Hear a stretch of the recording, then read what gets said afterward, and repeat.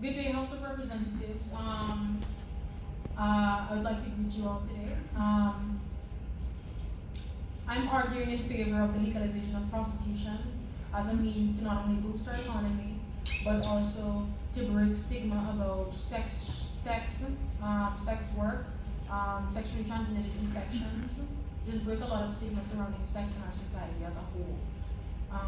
I'd like to define prostitution as it relates to the Oxford Dictionary: the occupation of engaging in sexual activity with someone for payment or favor. Okay? Prostitution, legalization of prostitution is employed in regions such as Amsterdam, Sweden, Norway, a lot of European regions, and despite the fact that their regions are structured differently, economically, culturally, in a plethora of ways that we couldn't fathom at this moment, right? Basically, just based on statistics, the polls, they've noted a significant reduction in the prevalence of the transmission of STIs, the stigma associated with it, people fearing judgment as it relates to seeking help for sexually transmitted diseases. They've also, over time, been revising the infrastructure to ensure that they are able to meet the needs of their modified society. Not necessarily modified, but based on the modifications to their society that they've invited. Basically, their society has thrived. There's a reduction in sexually transmitted disease, reduction in stigma, increase in the economy, because this is something that is taxable, that can contribute to, the economy as a whole. You see a reduction in the rate of unemployment because people now have a new avenue through which they can legally seek out employment in a way that is monitored strongly by the government. There's taxation implemented. There's healthcare set aside for sex workers specifically to ensure that they have the resources that they need to do this safely and in a way that is respectable and ensures that maintains their integrity as contributing members of our society. This isn't something that we take lightly, because the human body is indeed a temple, but it is a temple that can be shared.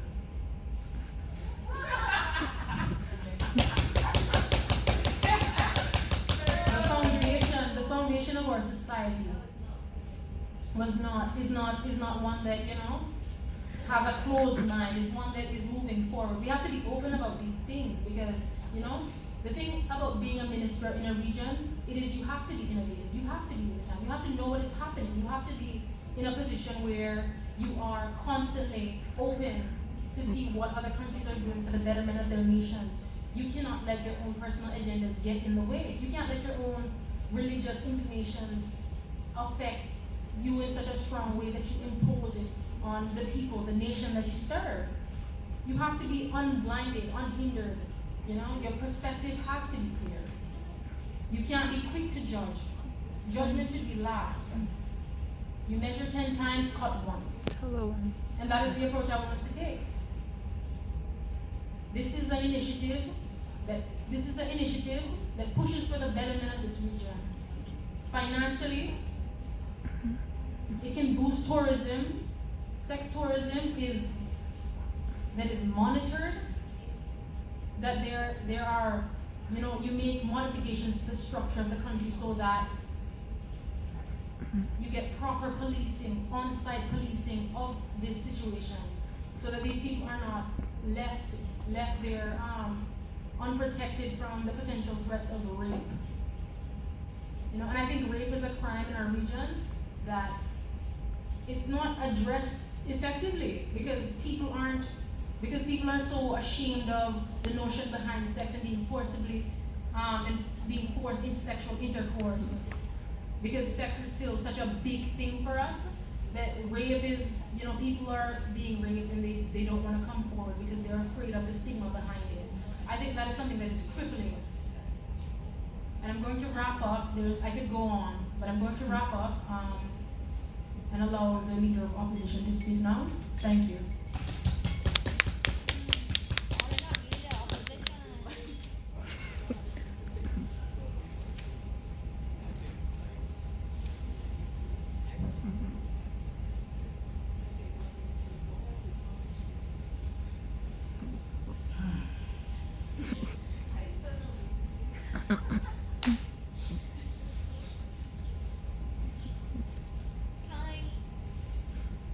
All right, so good afternoon, everyone. So I'll start with opening with a definition for stigma from Oxford. And stigma is a mark of disgrace associated with a particular circumstance, quality, or person. So, stigma. That's something like we've been embodying, like it's something that has been present for a while. Stigma for prostitution, it has been present for a while. It has been present for generations upon generations upon generations. So who is to say the legalization of prostitution will counteract this stigma? Just by legalizing it. Who is to say this will solve the issue? The issue of STIs. In my opinion, STIs, you have not given me any information saying specifically that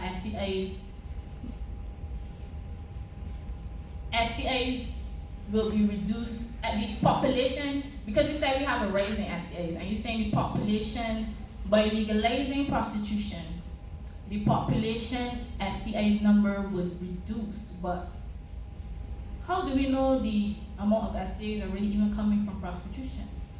Majority. How do we know that that's really the big issue here in Barbados? We don't know. Like, you haven't given me any information pertaining to this. So how do we know that STIs is mainly coming from that sector, the prostitution sector, or is it coming from your friends? Is it coming from your family? Is it coming from your brothers or sisters? We don't know.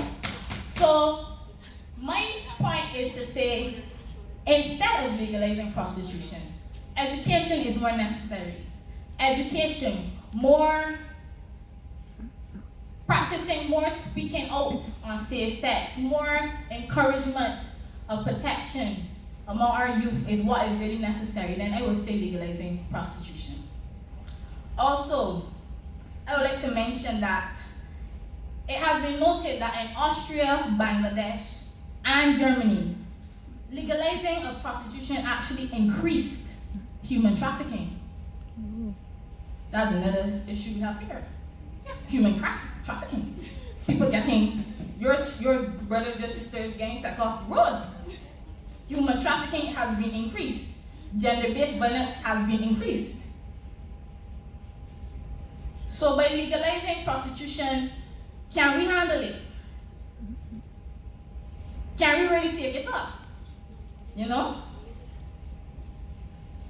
Also, I would say, another point I want to say is by legalizing prostitution, it opens the doors for our children, our friends, teenagers, people our age to be feeling, as you said, how one, that our body should more be shared, but it feels, to me, I feel it could play on the mind of our youth that prostitution is legalized. Like, we have more, people now will be more, I feel like we can have more mental issues because of this. Because people now think, all right, my body, I don't know, like this is a normal thing. No, like I could go and do what I feel like in my body. And you know, with sex is not a thing that you could just go and do here and there, like it's buying food. Like, sex is something that kind of unites people.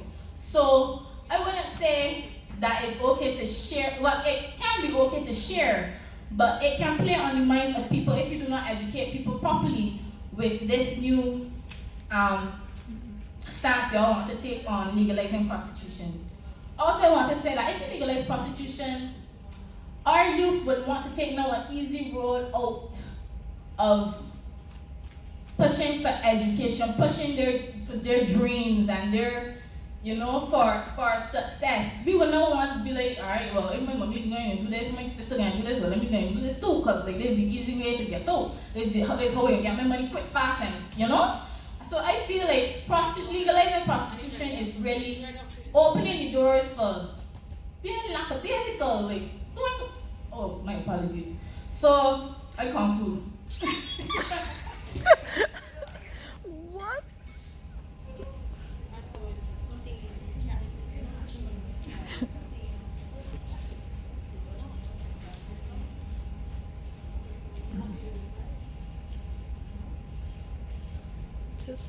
Good afternoon, everyone. Hi, hon. Time. Unfortunately, Madam Speaker, I think my colleagues on the left have failed in a great aspect of remembering that the persons that we speak about currently are still our brothers and sisters, persons of our community, people, citizens of our nation. My Honorable Prime Minister touched on stuff such as reduction in violence, touched on stuff such as tax revenue. I'm quite certain that you all do. A study shows in San Francisco that 82% of prostitutes have been assaulted, 68% have been raped, and it's 18% more likely for them while working under the umbrella of illegality for them to be murdered than it is for a non-prostitute. It doesn't matter where the prostitution is coming from or the HIV or the legality. The point is they're trying to bring about a system to show that everyone is being taken into consideration for equal rights, just as you and no matter who you're doctors, 22 minutes in. and that they might be prostitutes. Prostitutes are less likely to report assault based on the fear of persecution due to the fact that sorry. Due to the fact that it is deemed illegal for prostitution to be taking place within the Caribbean. And one more, you all said that in Bangladesh, Austria, they implemented a structure that failed, but can one say that it failed because it was poorly implemented? Versus where we see, Honorable Speaker mentioned Nevada, Sweden, Netherlands, Amsterdam, yeah? These places have successfully implemented legalized prostitution, and it can be said that I believe in 27 nations across the world, that it is seen that HIV has gone down persistently due to the fact that it has been legalized because it's been monitored by governmental institutions and can be properly maintained based on the fact that there is no more stigma associated with it as a cover. One time. Don't worry, but I can tell you. Okay. It can also be said that there's a greater increase in the lifestyle of the prostitutes, if you follow me now.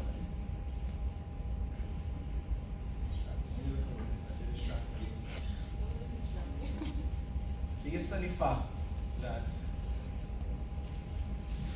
upon legalizing prostitution, the fear, the stigma that we spoke about, these people therefore have the opportunity to assess themselves with the union. These people, if they introduce tax incentives, they have the ability to properly assess themselves with social security that might come their way, pensions that might come their way, national insurance to properly provide for their families just as anyone can provide for their families.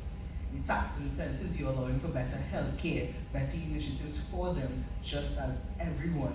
You could have special incentives for them based on their occupation that might make them better equipped in their job tasks, just as anyone else. If we have oil field workers, we have equipment for them, we have unions for them, we have incentives for their children. We could assess the same if we get a tax revenue off of something like this. But the main aspect is the stigma associated with it.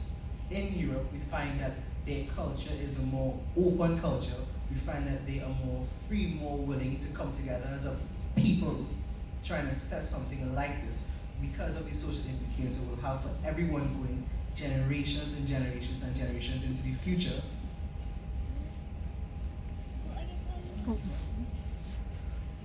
But we also have to look into the fact that prostitution isn't going anywhere anytime soon. It is the world's oldest profession. It will maintain throughout our time after our generations to come. So it is better that we accept these persons as our brothers and sisters. We accept these persons as members of our society. And I close the conclusion by saying, if we accept them, we will all have a better Caribbean going forward. Thank you very much.